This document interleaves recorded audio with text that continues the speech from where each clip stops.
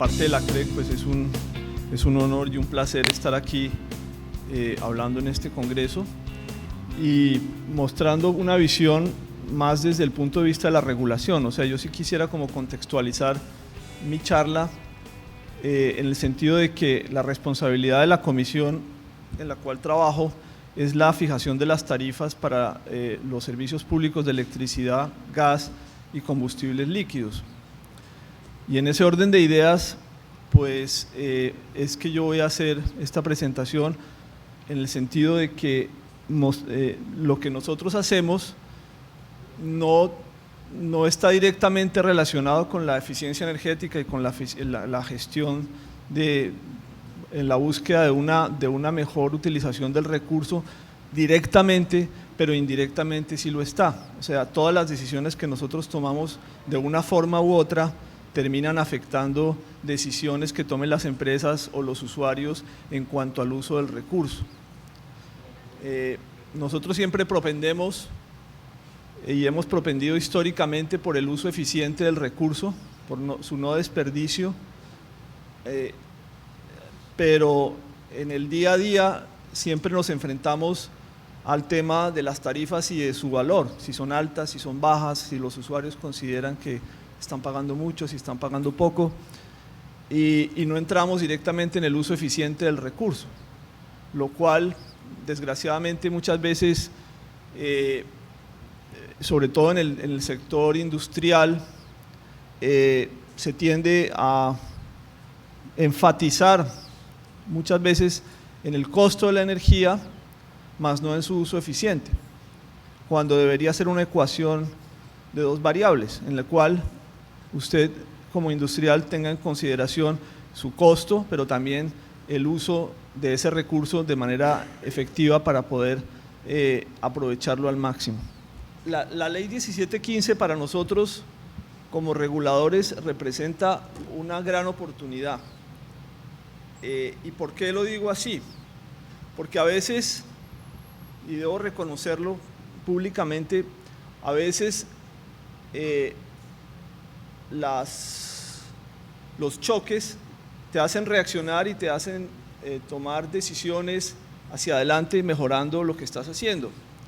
De alguna manera, y eso es una lectura muy personal que hago del tema regulatorio, de alguna manera la regulación nuestra antes de esta ley había llegado a un punto en cuanto al uso eficiente de los recursos y en cuanto a las energías renovables, a un punto como de estancamiento. ¿Por qué? Porque nosotros nos habíamos concentrado históricamente pues, en el tema de la regulación, de las reglas del mercado eléctrico, de las reglas del mercado de gas natural, de cómo desarrollar estos mercados, de cómo garantizar la cobertura lo más universal posible, de cómo llegar con tarifas adecuadas, pero nos habíamos concentrado mucho en una visión clásica de lo que son las empresas de servicios públicos. En el caso eléctrico, que es el más paradigmático, nos habíamos concentrado en una visión de empresa clásica, donde está el generador, el gran generador, está el sistema de transmisión clásico y luego viene la empresa de distribución en un esquema muy estático a lo largo del tiempo, desde hace muchísimos años, clásico, donde cada quien tiene su rol y donde la demanda es una demanda más bien de tipo pasivo, que recibe el producto y que simplemente lo utiliza, más no es una demanda activa. Y en ese sentido, la regulación, si ustedes la revisan a lo largo de todos estos años, reflejaba esta visión, que no es mala, es la clásica. La ley 1715 de alguna manera sacudió al regulador y lo obligó, o nos está obligando, a replantear ciertos esquemas que ya la misma industria los viene trabajando, sobre todo en el caso de distribución eléctrica, con el tema de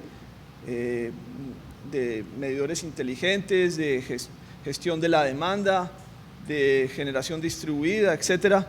Ya se están haciendo los primeros pasos en el país, más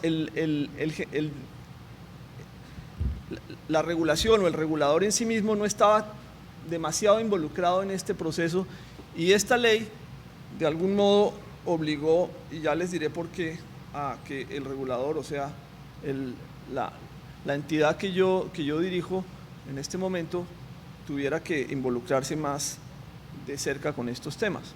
¿Qué propone esta ley? Esta ley lo que propone es, en pocas palabras, es dar unos incentivos de diferente tipo y reglamentar también todo lo que se refiere a autogeneración y a generación con energías renovables, dando una serie de incentivos. Y esos incentivos pues son clásicos, son temas de impuesto de renta para las inversiones, el tema de IVA para las importaciones, temas de depreciación, temas contables que ayudan a la recuperación del capital más rápidamente, el capital invertido, y esto orientado hacia las inversiones en autogeneración y la sustitución de combustibles fósiles por combustibles, por tecnologías de energías renovables, no convencionales.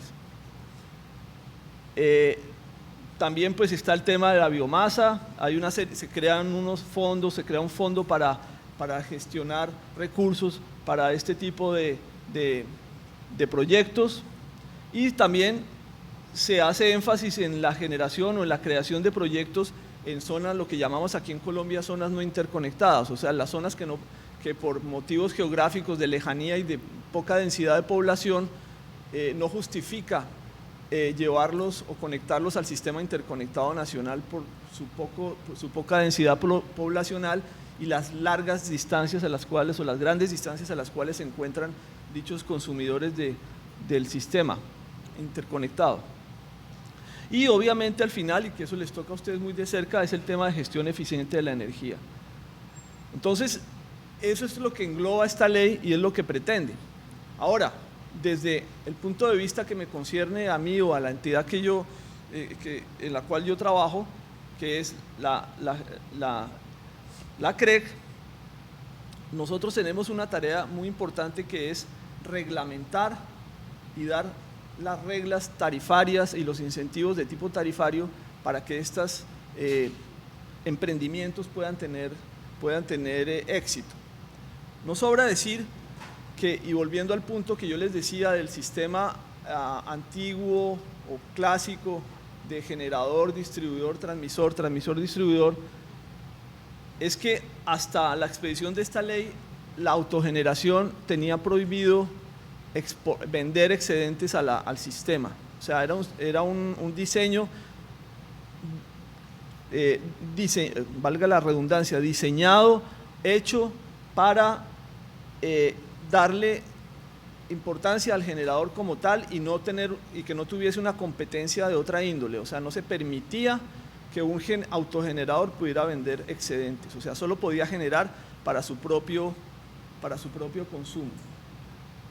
Hoy día, gracias a esta ley, se va a poder exportar o se va a poder vender hacia afuera al mercado, y se van a poder, lógicamente también la idea es que se monten pequeñas plantas de generación de manera tal que podamos lograr una mayor distribución de la generación a menor escala, lo que se denomina generación distribuida. Bueno, muy bien.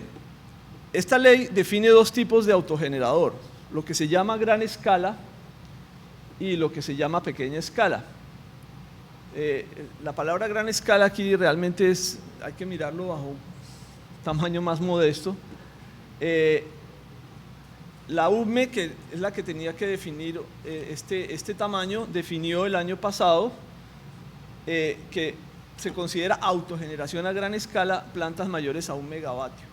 Y a ese respecto nosotros ya regulamos cómo deben funcionar estas plantas, cómo pueden vender sus excedentes, o sea, cómo pueden comercializar estos excedentes, estas plantas, donde lo que se pretende es que no sean generadores como negocio propio, sino empresas de tipo industrial que por razones de su trabajo y del tipo de instalaciones que tienen y que tienen la posibilidad de autogenerar, puedan vender sus excedentes a la red. Eso ya lo reglamentamos y en este momento ya existen las condiciones dadas para que este tema se pueda desarrollar. Hay temas de importancia como es el tema del respaldo, que está haciendo, o sea, las condiciones de respaldo, o sea, si yo genero y vendo, ¿cómo debo pagarle el respaldo a la red? Eso está reglamentado. ¿Cómo se entregan los excedentes? ¿Cómo me conecto al sistema? En fin, todo eso está reglamentado y ya se puede hacer. En lo que respecta al costo de respaldo, falta todavía definir el valor a pagar, pero esto lo estamos definiendo este año. O sea, en estos meses que vienen, estamos ya definiendo la metodología para el pago del costo de respaldo por parte del autogenerador. En cuanto a la generación a pequeña escala, que es más, o sea, ya son emprendimientos ya muy pequeños que pueden ser a nivel individual, como existen en otros países, allí no hemos podido como comisión expedir ninguna reglamentación porque estamos a la espera de que el ministerio defina una serie de parámetros. Tiene que expedir un decreto donde define el marco de referencia para la generación a pequeña escala, y a partir de ese decreto nosotros ya entraríamos a definir la parte tarifaria. Esto en el caso colombiano pues es novedoso, pero en realidad en el mundo es una cosa ya de tipo corriente, o sea, el generador en pequeña escala, una casa, una pequeña industria, un comercio, un centro comercial, en fin, que pueda generar y entregar excedentes a la red y tener una medición bidireccional, pues eso es algo que ya existe y que es moneda corriente en muchos países, y en países vecinos a nosotros ya lo es. Sin embargo, en el caso colombiano es una novedad, y por eso insistía al comienzo cuando les empecé a hablar de lo que representó el cambio de la 1715, que fue un cambio de paradigma. ¿Más lejos? Más cerca. Fue un cambio de paradigma, por lo que ya les dije antes.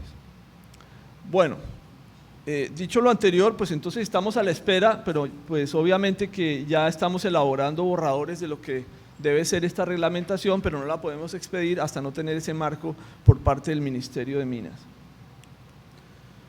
Bueno, en cuanto a plantas menores, esta definición que ven ustedes aquí de plantas menores no tiene nada que ver con las definiciones que vimos antes de plantas de pequeña y gran escala de autogeneradores.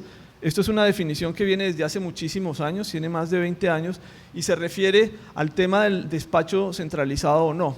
Las plantas de menos de 20 megavatios son lo que se denominan en Colombia las plantas menores, y son aquellas plantas que no tienen obligación a ser despachadas centralmente.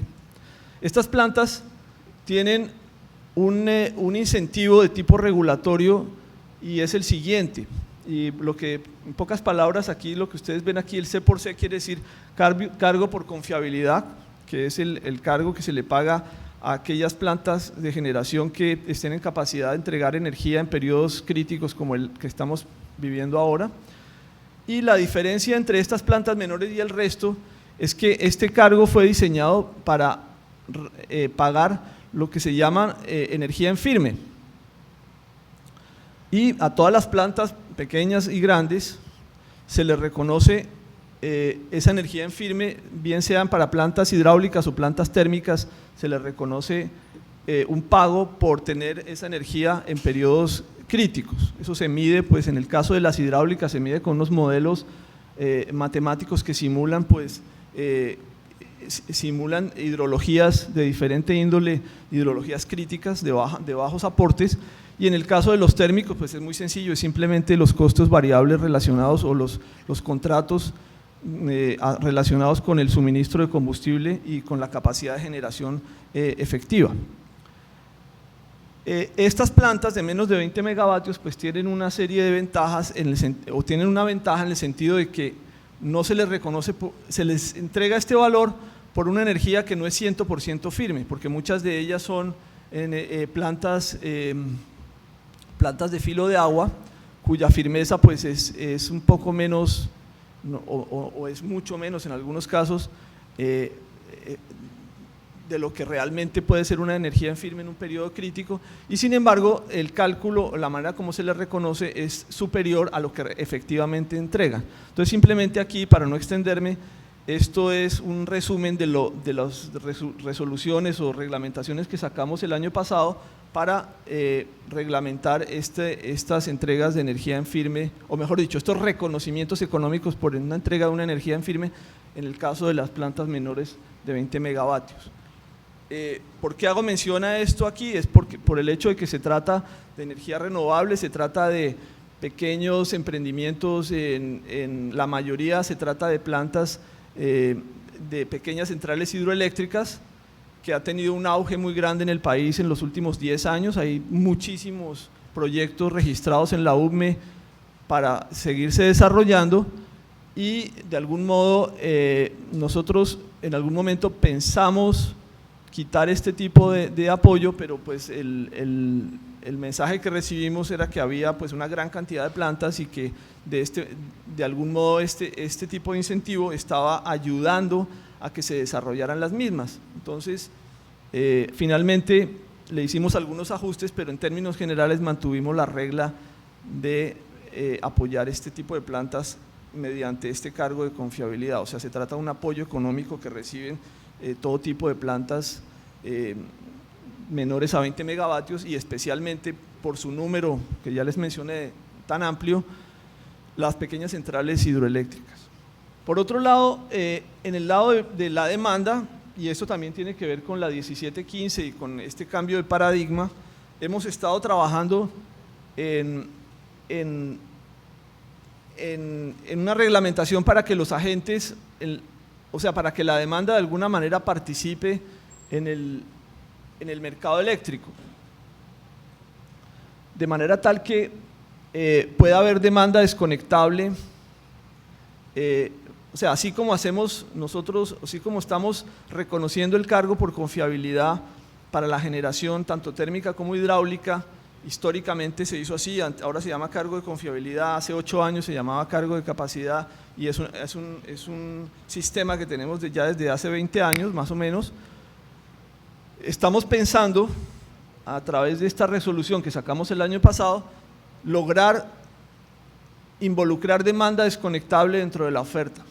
O sea, que si una demanda debidamente comprobada, estable, de una industria que se presente a la subasta y diga: yo tengo esta capacidad desconectable, demostrable, claro, que pueda ser demostrado y que pueda ser contabilizado, que pudiera participar no como oferta de energía, sino como resta de energía, o sea, resta de demanda. Y eso lo estamos incluyendo en la reglamentación para el pago del cargo de confiabilidad. Entonces, ustedes pueden ver de ese modo que estamos involucrando poco a poco. No ha sido un proceso, digamos, fácil, pero ya estamos involucrando el tema de la demanda dentro de nuestro esquema de mercado. Nosotros el año pasado, y voy a detenerme un poquito en este tema porque es bien importante, es el tema de la expansión del sistema eléctrico, o sea, de la generación, en cuanto a generación se refiere. Nosotros tenemos un problema causado por la disminución progresiva del gas disponible en el país, lo cual ha hecho migrar a una parte de las plantas térmicas, a una tercera parte, ya lo mencionaba Jorge Valencia en su presentación, a una tercera parte de las plantas térmicas han migrado, antes eran en gas, y han migrado hacia combustibles líquidos, porque son plantas duales, pueden generar con los dos combustibles. Sin embargo, los combustibles líquidos son muy costosos. Entonces, eso de algún modo ha afectado nuestro mercado, no en cuanto a la oferta misma, pero sí en cuanto a la disponibilidad, de generación barata, porque crea una presión de que una parte de nuestra oferta es muy costosa. Entonces, hacia el futuro, y esta resolución que sacamos más o menos en agosto del año pasado, hacia el futuro estamos pensando en ir sustituyendo paulatinamente estas plantas, o más que estas plantas, este combustible, porque las plantas podrían volver a gas si tuvieran el gas o si lo tienen, Y para ello, como eso tiene que ser un proceso paulatino, lo vamos a hacer mediante una convocatoria que se hará próximamente, de manera tal que recibamos ofertas de nueva generación, no para ahora, sino para unos 4 o 5 años a partir de ahora, para ir sustituyendo dichas plantas o para que dichas plantas vayan sustituyendo su combustible de líquido a gas. ¿Cómo lo harían? Pues lo harían importando gas. Ya se está pensando o ya se está haciendo aquí en Cartagena precisamente una planta de regasificación para sustituir ese gas, ese combustible líquido por gas.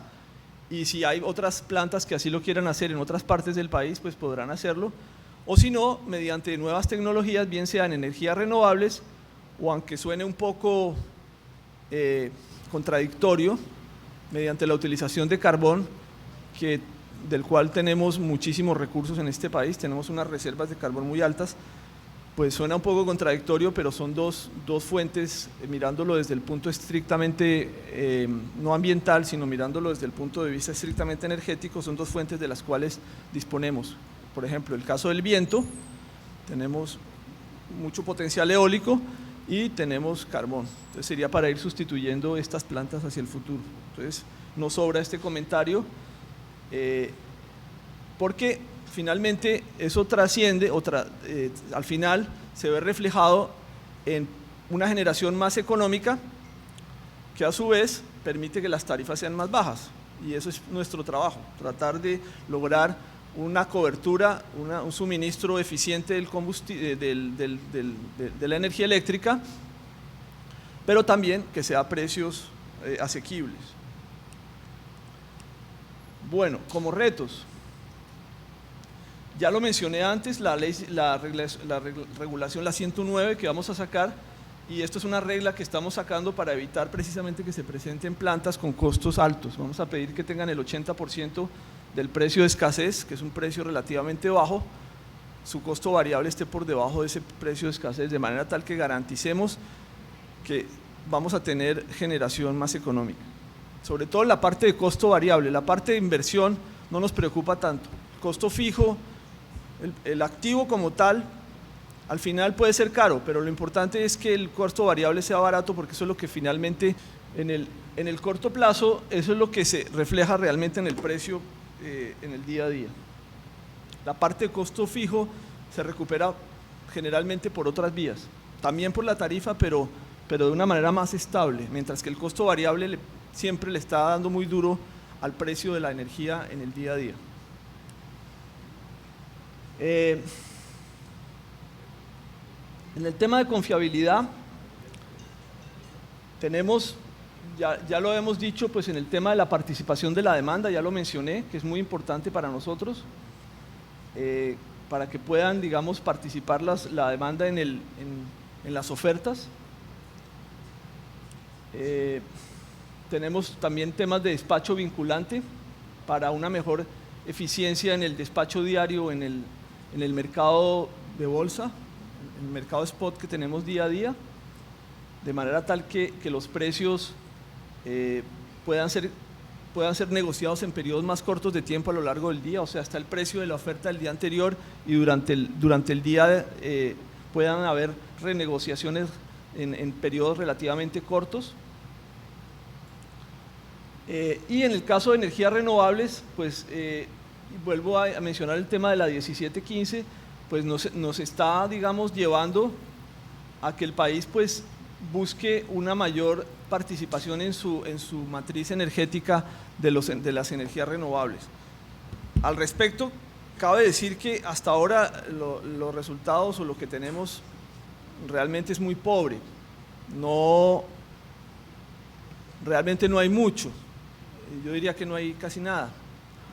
Y eso, pues, vuelvo e insisto, es el reflejo de esa digamos, regulación y de ese diseño energético nuestro, que es muy clásico y también que es muy, de algún modo, basado en valores económicos.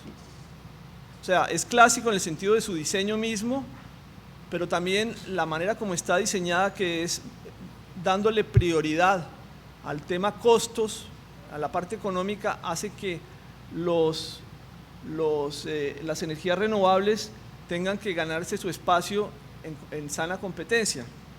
¿Por qué? La regulación nuestra no diferencia, y nosotros siempre lo hemos dicho, un electrón verde de un electrón rojo. Para nosotros los electrones todos son amarillos y todos valen igual. Entonces, nosotros no priorizamos, y cuando digo nosotros es desde el punto de vista de la regulación, pero también a nivel de la política energética que diseña el Ministerio de Minas y que la Unidad de Planeación Minero-Energética, digamos, estudia y hace los pronósticos respectivos.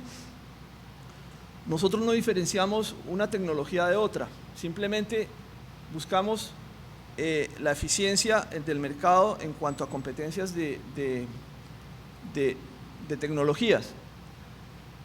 Ahora bien, lo que se percibe en el mercado y lo que se está viendo es que cada vez estas tecnologías son más competitivas y cada vez, digamos, tienen más oportunidad de participar. Y es nuestro deber, si bien de no crear, digamos, incentivos, es decir, así como existen en otros países que hay, digamos, cuotas, porcentajes o precios especiales, o la energía se paga más cara, o se hacen unas subastas aparte para darle entrada a esas tecnologías. Si bien nosotros no lo hacemos, tampoco sería correcto que nuestra regulación entorpeciera la entrada de estas tecnologías.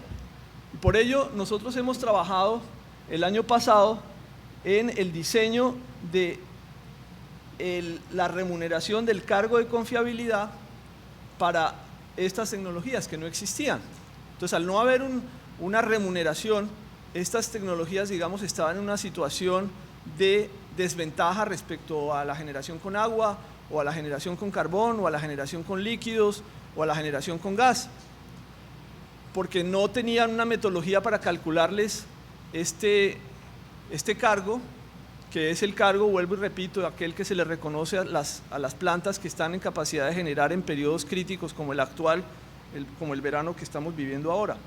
Entonces, nosotros ya hicimos, cuando dice allí energía firme, se refiere a la remuneración del cargo de confiabilidad a este tipo de plantas eólicas. Ya se sacó, está en consulta, estamos recibiendo una segunda ronda de comentarios, y la idea es que se les tengan su reconocimiento al igual que las demás tecnologías.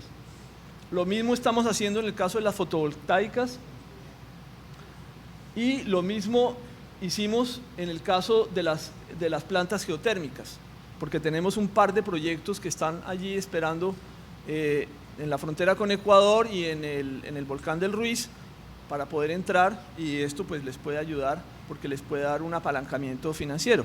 Entonces, en ese sentido, es nuestro deber, y yo creo que estábamos en mora de hacerlo, y afortunadamente lo hicimos, de reglamentar para estas tres diferentes tecnologías de energías renovables no convencionales el cargo de confiabilidad. Bueno, en el caso de transmisión y distribución eléctrica, pues estamos en este momento cambiando la metodología de remuneración de transmisión y distribución. No me voy a extender en esto, pero simplemente les comento que lo que estamos buscando es una mayor inversión.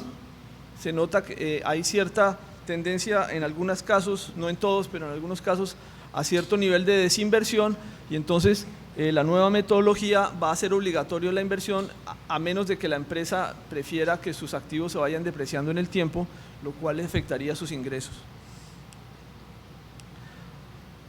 Como retos, tenemos, y ahí vuelvo al tema que les comentaba en un principio de la visión clásica de nuestro sistema. Todo esto de redes inteligentes, gestión de la demanda, generación distribuida, está haciendo sus primeros pasos en Colombia. Realmente en esto falta mucho camino por recorrer. Las empresas distribuidoras están haciendo un esfuerzo, me refiero a las empresas distribuidoras de electricidad, hay un plan, hay una asociación de empresas que está trabajando, digamos, se han coaligado, han hecho como un grupo de trabajo en el cual están desarrollando propuestas para ir desarrollando todos estos temas. En el tema de medición, en el tema, pues obviamente que eso está relacionado con gestión de la demanda, o sea, poder cortar, digamos, hacer una gestión en el caso de supermercados, de centros comerciales, de industrias, poder hacer una gestión del consumo, en fin, hay una serie de puntos en ese sentido que las empresas están trabajando con programas piloto para instalar medidores inteligentes, etcétera, y en ese sentido pues ha ido avanzando, pero siempre a nivel piloto. No podemos decir que el país ha entrado en esta era, estamos todavía como en el umbral, en la puerta, mirando hacia adentro, en el deseo de vincularnos y entrar en este tipo de desarrollos, pero como tal, de una manera, digamos, general, todavía no existe. El tema de generación distribuida pues está muy relacionado con la autogeneración, que ya lo mencioné antes. También estamos iniciando, realmente no es, pero hay cosas. Por ejemplo, en el caso de cogeneración, que lleva bastante, en ese sentido pues ya llevamos varios años, y las empresas que hacen cogeneración, por ejemplo en el Valle del Cauca con la industria azucarera, pues lleva muchísimos años. En ese sentido sí podemos decir que hay una tradición de vender excedentes, pero es una excepción, el resto realmente no es mucho lo que hay. Y en fin, lo que quiero decir con esto es que los retos son grandes y la responsabilidad de nosotros como reguladores también es grande, porque de lo que nosotros hagamos también depende mucho de las decisiones que tomen las empresas. Sin embargo, no sobra decir un punto que es el siguiente, y es algo que nosotros nos hemos interiorizado como reguladores, es que todo este tipo de mejoras y de, digamos, de cambios tecnológicos y de entrar en una nueva era de lo que es la empresa de distribución eléctrica, no la clásica empresa que tiene el usuario pasivo, sino un mundo en el cual tanto la empresa como los usuarios interactúan. Eso no puede ser a costa de las tarifas, y en ese sentido yo se los he manifestado y he tenido en alguna oportunidad de mencionárselos a este grupo de trabajo que les mencionaba antes. El efecto sobre la tarifa del usuario debe ser, si no positivo, por lo menos neutral. O sea, no tendría sentido que por hacer emprendimientos de montar medidores inteligentes o, en fin, otro tipo de tecnologías, los usuarios terminaran pagando más. Por ejemplo, que la empresa dijera, bueno, voy a instalar 100.000 medidores, pero eso me cuesta mucho dinero y entonces por favor reconózcamelo en la tarifa para que yo pueda hacerlo. Entonces uno dice, pero bueno, entonces si al final del día el usuario va a terminar pagando más, ¿qué ventaja le da? O sea, ¿qué le está ofreciendo usted a cambio? Dice, bueno, sí, yo le estoy ofreciendo que le puedo hacer una gestión de su demanda y puedo desconectar ciertos equipos, digamos, por control remoto, y puedo interactuar, y eso está muy bien, pero eso tiene que verse reflejado en por lo menos que sea neutral. No puede ser que eso implique un incremento tarifario. Entonces, por eso pensamos que esto se debe dar de una manera paulatina, sin correr, lentamente, pero sin perder el ritmo tampoco, pero siempre manteniendo el principio y el criterio de que eso no puede afectar, o sea, no por una cuestión puramente tecnológica terminar afectando las tarifas.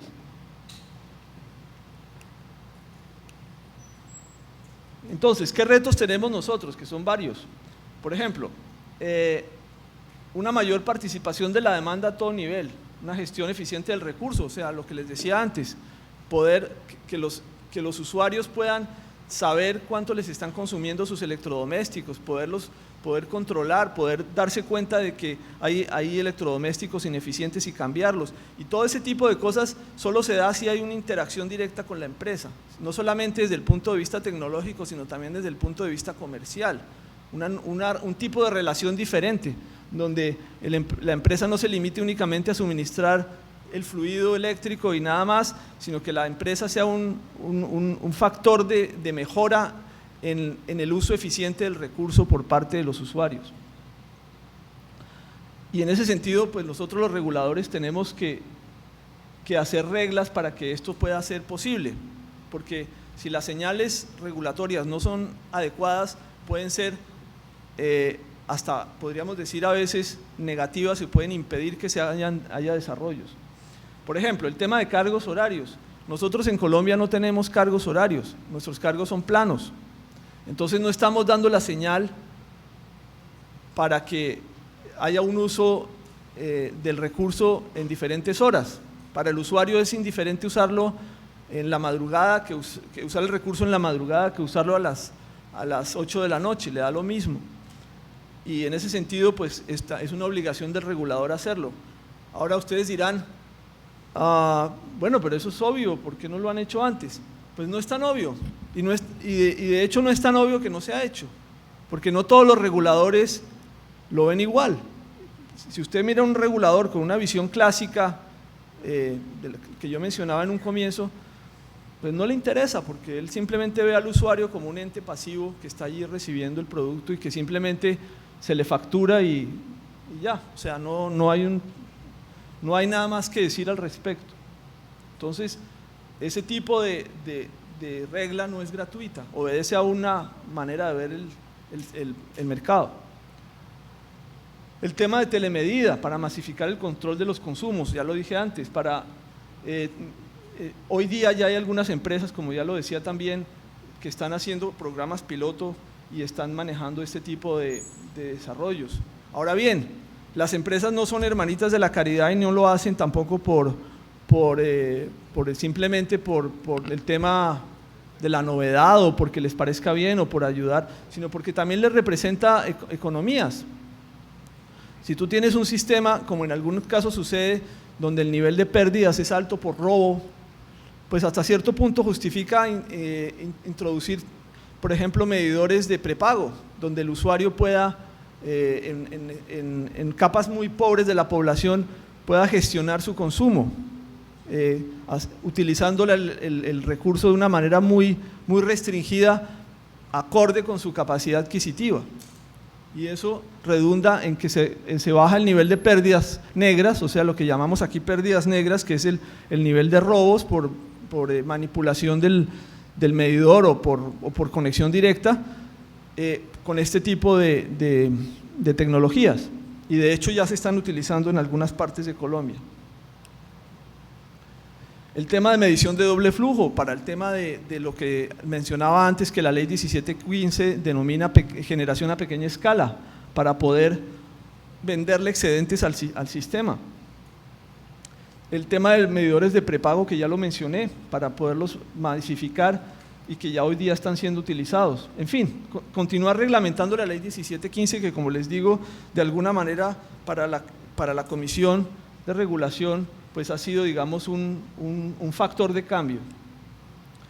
Y como reflexiones finales, simplemente quería decirles lo siguiente: para que este sistema o introducir estos cambios en el sistema tengan éxito, los tres elementos que a mi juicio forman parte del mismo, que son los usuarios, las empresas y el regulador, tienen que aportar cada uno de su lado. ¿Por qué?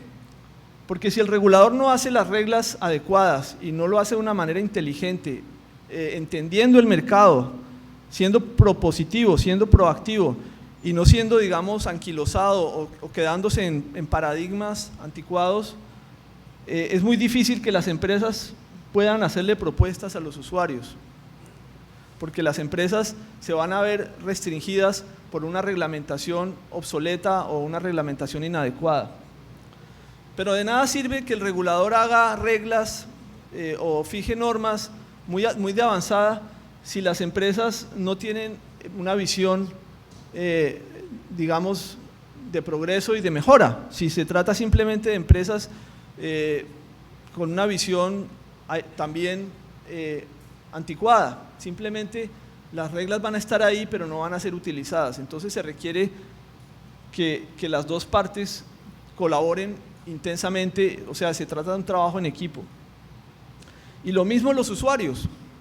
En la medida en que los usuarios y eso requiere de mucho tiempo, de campañas, o sea, como las que está haciendo el Ministerio de Minas actualmente, de ahorro de energía, de uso eficiente de la energía, de uso racional de la energía, el etiquetado, campañas de concientización, en fin, en la medida en que los usuarios tengan en su mente ese concepto de un usuario inteligente que usa inteligentemente, digo inteligentemente en el sentido de utilizar el recurso de una manera adecuada y buscar la economía, pero también el ahorro, no solamente por el dinero, sino por el uso eficiente del recurso.